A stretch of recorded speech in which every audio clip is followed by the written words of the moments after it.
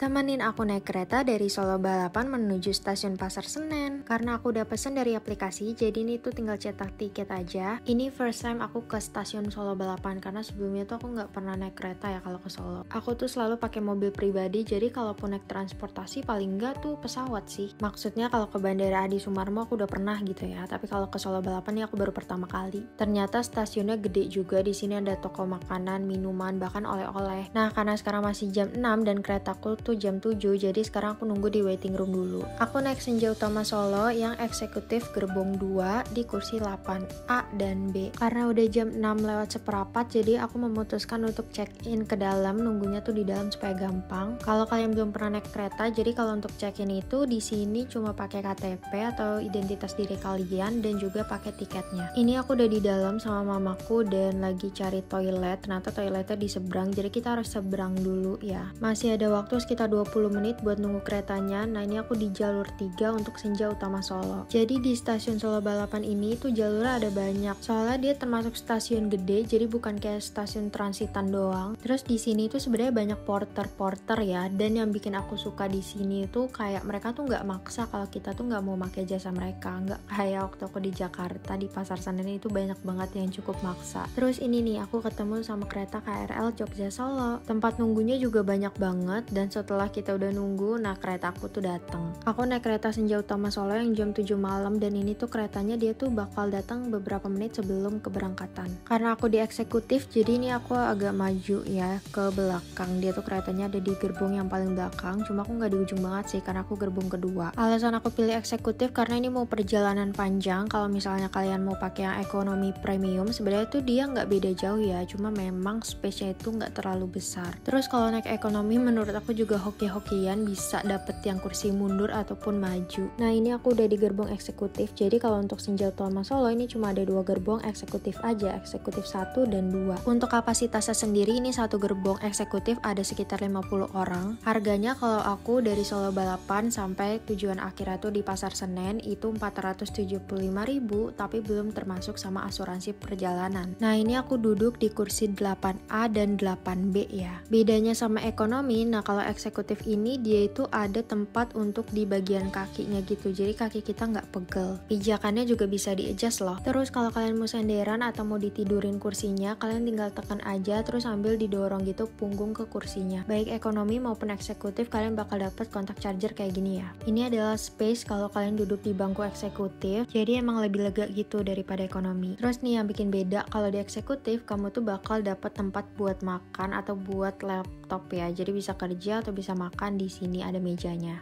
Nah, kalau ini baik di ekonomi maupun di eksekutif bisa diangkat dua-duanya. Karena aku perjalanan malam, jadi kalau di eksekutif itu dapat selimut. Aku kurang tahu sih kalau kalian naik eksekutif pagi apakah dapat selimut juga atau harus nyewa. Jadi kalau untuk eksekutif ini udah free ya selimut untuk perjalanan malam. Kalau misalnya kalian yang ekonomi, pengalaman aku tuh kalau ekonomi itu harus nyewa. Jadi harus beli tuh harganya 10.000. Masih murah sih. Nah, ini kondisi di dalam kereta kebetulan dari Solo Balapannya masih sepi ya. Karena udah jam 7 jadi waktunya keretaku berangkat menuju Pasar Senen, tapi nggak lupa kita akan berhenti di beberapa stasiun juga. Di sini aku juga beli bantal, nih kalau kalian nyewa harganya 10.000 aja. Pesannya bisa di aplikasi KAI-nya langsung, jadi nanti tinggal dianterin sama pramugari keretanya. Terus karena tadi aku belum makan malam, jadi ini kita pesen beberapa menu di kereta. Yang pertama ada nasi goreng Parayangan. Ini harganya 40.000. Isinya ada ayam goreng, telur, nasi goreng, sama dapat kerupuk juga. Untuk rasanya sendiri menurut aku enak sih ya, sekitar 8/10 lah. Cuma ternyata dia pedes ya, jadi mungkin kalau nggak suka pedes, ini agak pedes sedikit. Next aku juga pesan cuanki. Nah, ini katanya menu yang wajib dipesan kalau misalnya kalian naik kereta ya. Aku pesan yang cheese spicy, jadi dia itu ternyata bumbu cabenya dipisah, dan rasanya menurut aku sih nggak tahu kenapa ya di lidah aku tuh agak kurang cocok. Jadi kayak sekitar 6,5/10